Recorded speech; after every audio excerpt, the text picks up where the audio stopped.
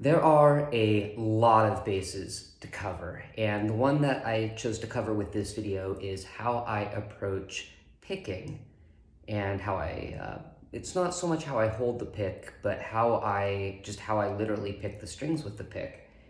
And I have a doorknob, and there's a couple of things that we're going to talk about, one of which is a doorknob.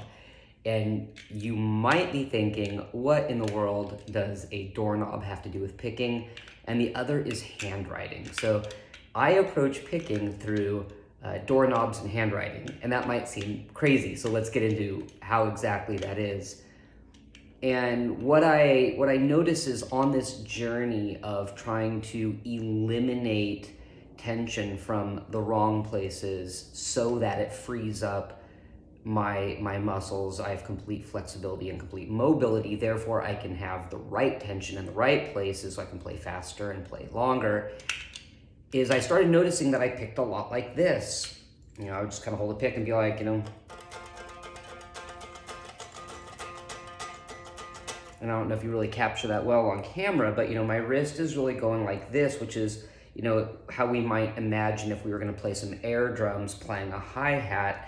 And we're kind of cocking our hand up and down to our wrist like this. And there's really only so fast that you can go, and you're squeezing in here a lot. It's just going to create the wrong tension if that's kind of how you're playing. It's like this.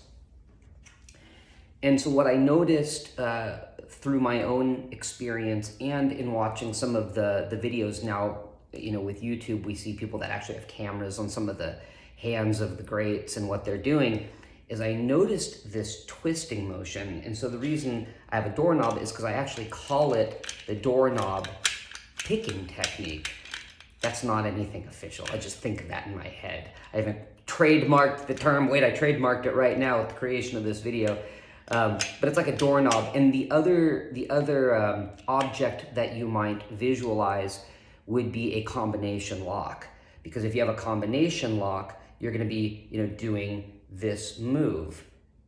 And that's the same thing with this. And what it is it's going from this to this. And if you just hold your hand up and do this, you'll notice that it's completely loose all throughout here. And of course, there's muscles that are engaged. There's tension in the right places, but you don't have anything getting tight through here. It's very loose through here. It feels very open.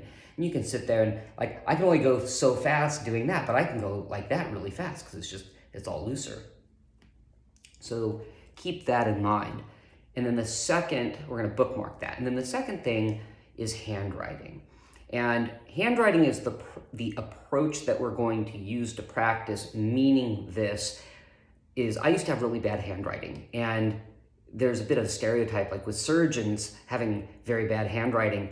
And once again, with the wonders of the internet, I went online to research how to improve my handwriting. I don't know what you do on the internet, but that's what I do on the internet. How do I improve my horrible handwriting?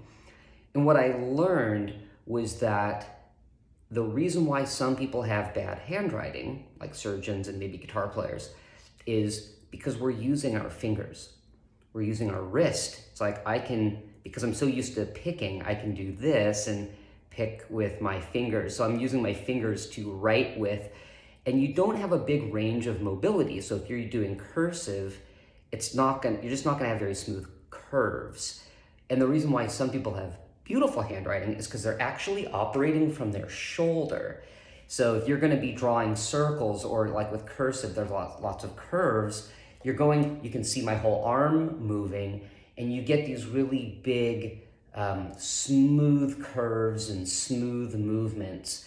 And so the way that you would improve your handwriting over time is to make these big movements, and then over time you get smaller and smaller as you get better and better, and smaller to where you can write very small on a piece of paper, but the movement is being generated correctly from your shoulder. You're pretty much keeping your arms still, almost robotic, while your shoulder is doing all of the movement.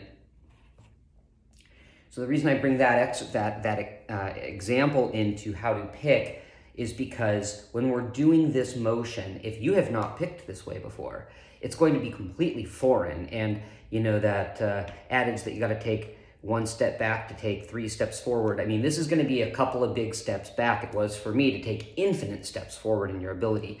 So what I was doing in the beginning was imagining my wrist just flopping over the strings. Now, mind you, I'd probably played guitar for 25 years. I was a good guitar player. It's like I felt like I was learning new all over again. So I was really, really sloppy like this, just dragging. You can hear it. And I'm kind of just twisting my wrist a bit. And how it might look if I was going to go on one string, and I did this in the very beginning, so you can kind of see what it looks like there. And then I'm going to go like this. There's almost like, I'm just kind of like rocking my hand back and forth over a string. So yeah, in the beginning, it's pretty sloppy, but if you start over time this kind of twisting,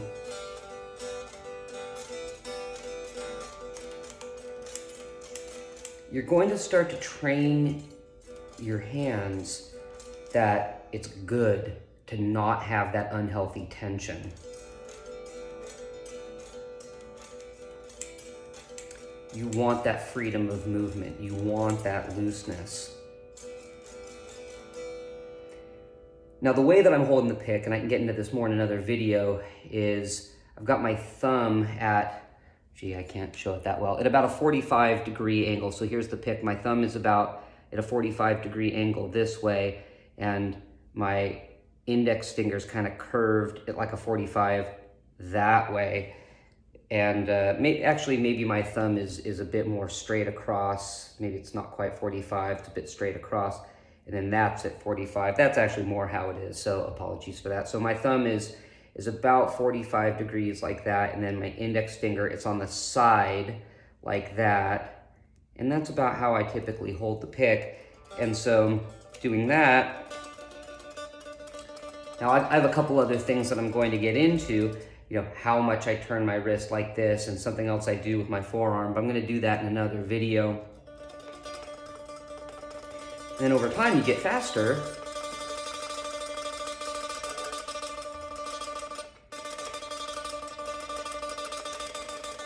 And more precise. I'm kind of exaggerating it still for the sake of the video. I mean, if I was gonna play something, I might not be that exaggerated, right?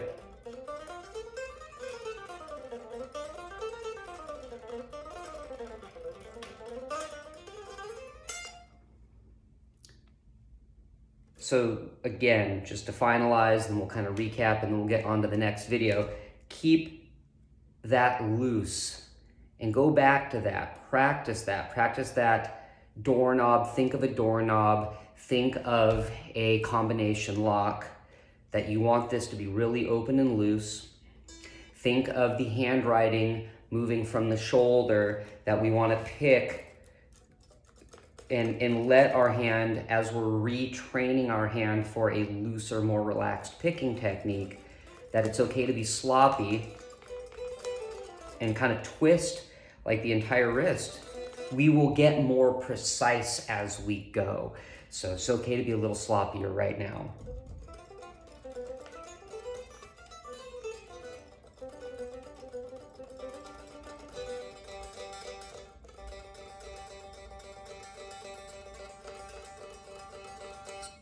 We'll see you on the next video.